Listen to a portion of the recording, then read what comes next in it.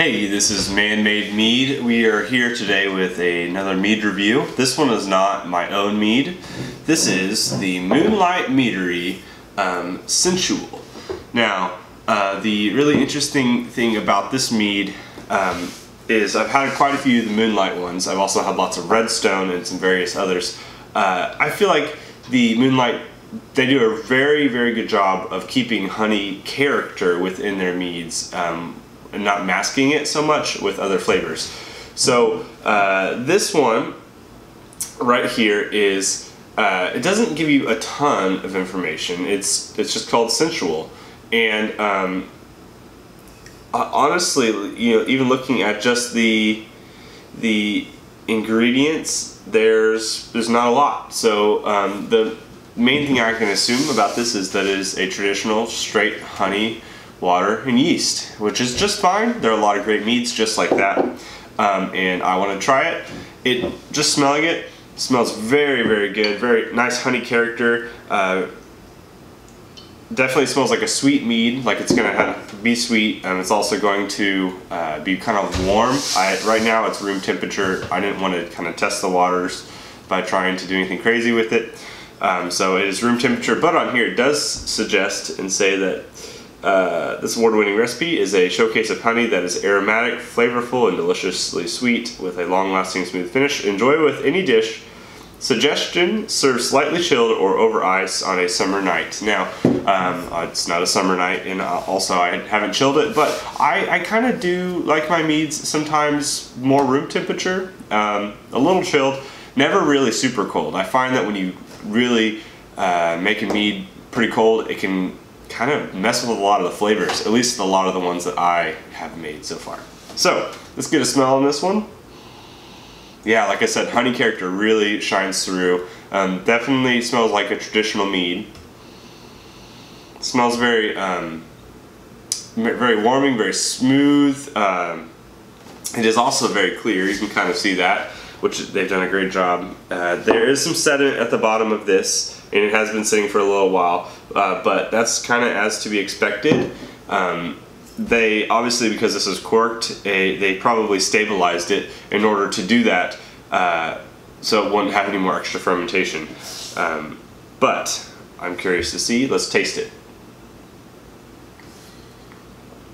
Very sweet, very nice honey character.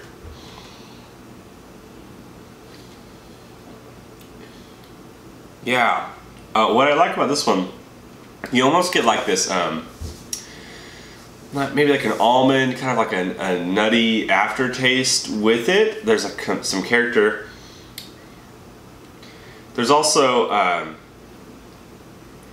trying to get all of this, I'm trying to figure out what kind of honey. It tastes like, to me, of all the honeys I've tried, it tastes more like a wildflower honey than it would be like a clover. It's light, but that wildflower, you have less control.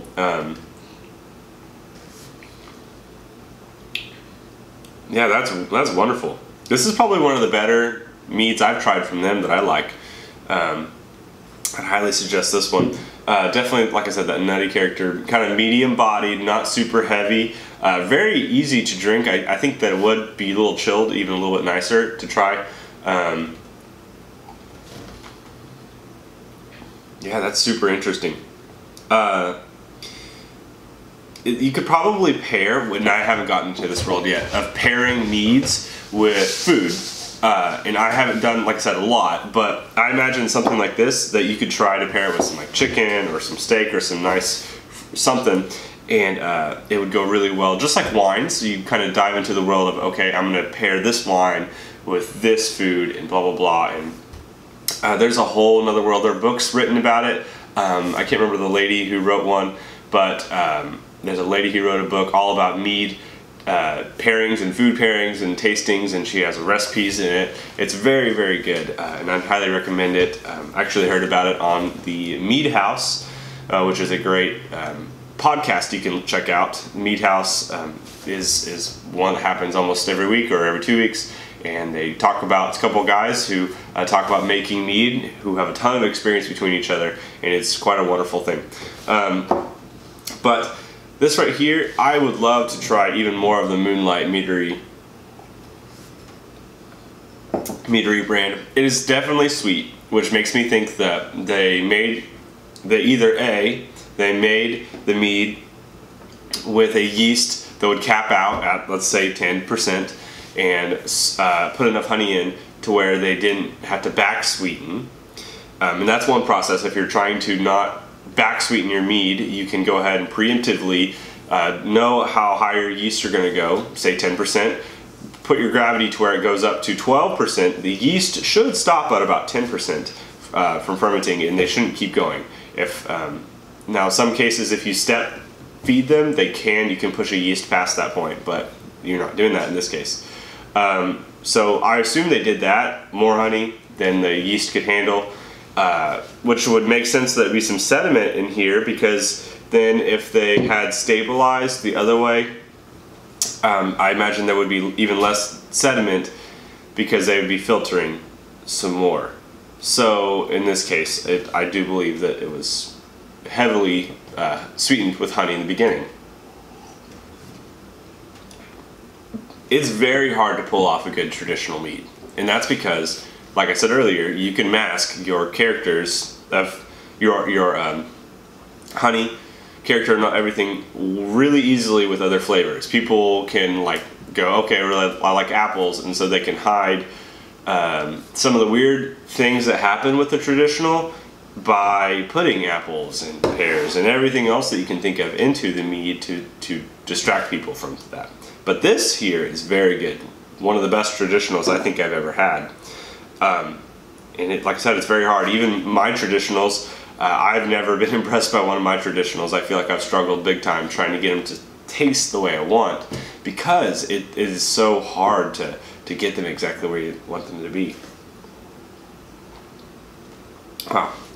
The Moonlight Meadery, I would highly suggest this one. Sensual, they also have some other ones. I've tried their red dress, and they have a few more. They are a wonderful company, and I highly suggest that if you can get a hold of their meads, to try and do that. And unfortunately, where I live, I cannot get a hold of a lot of meads in Oklahoma. They don't ship here. So even the ones that are sold online, I can't do anything about.